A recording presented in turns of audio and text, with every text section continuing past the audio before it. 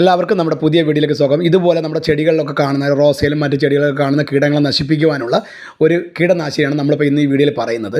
ഇത് നമ്മൾ എല്ലാ ചെടികളിലും ഇതുപോലെ പിടിച്ചിരിക്കും ഒരു പ്രാണി. അപ്പോൾ അതിന് വേണ്ടത് ആദ്യം ഒരു മിക്സിയുടെ ജാറിൽ കുറച്ച് വെളുത്തുള്ളി, കാന്താരി മുളക് അല്ലെങ്കിൽ പച്ചമുളക്, കറ്റാർവാഴ, ഇഞ്ചി, ഇത് മൂന്നും നന്നായി മിക്സ് ചെയ്ത് ഒരു ദിവസം അടച്ചു വെച്ചതിന് ശേഷം നമ്മൾ ഇതുപോലെ കാണുന്ന ഭാഗത്തൊക്കെ ആദ്യം നമ്മൾ ഡയറക്റ്റ് ഈ ജൈവ കീടനാശിനി അടിക്കരുത്. ആദ്യം കുറച്ച് പച്ചവെള്ളം നമ്മൾ സ്പ്രേ ചെയ്ത് കൊടുക്കുക.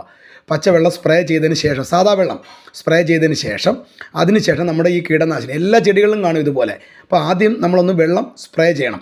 സാധാ വെള്ളം ഒന്ന് സ്പ്രേ ചെയ്തതിന് ശേഷം മാത്രം നമ്മൾ ഇതുപോലെ കാണുന്ന ഭാഗങ്ങളൊക്കെ എല്ലാ റോസയിലൊക്കെ ഇങ്ങനെ വരുന്നുണ്ട്. അപ്പോൾ അതിനൊക്കെ നല്ലൊരു കീടനാശിനിയാണ്. അപ്പോൾ ആദ്യം ഒന്ന് വെള്ളം സ്പ്രേ ചെയ്ത് കൊടുക്കുക.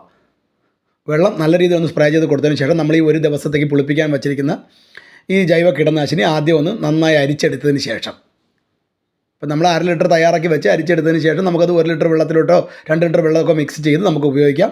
കാരം കുറച്ച് മതി നമുക്ക്. അതിനുശേഷം നമ്മളിത് അടച്ചെടുത്ത് എല്ലാ ചെടികളിലും, അപ്പോൾ ആദ്യം നമ്മൾ വെള്ളമാണ് സ്പ്രേ ചെയ്തിരിക്കുന്നത്, അതിന് ശേഷമാണ് നമ്മളിത് സ്പ്രേ ചെയ്ത് കൊടുക്കേണ്ടത്.